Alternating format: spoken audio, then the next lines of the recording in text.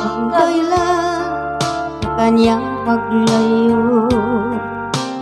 Labis kong dinamdam, pag-ibig ko'y bigo.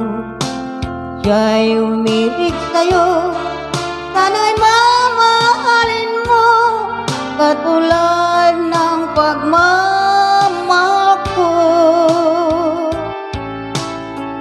Limot niya ako nang dahil sa'yo, dapat mong tanggapin sapagkat palad ko.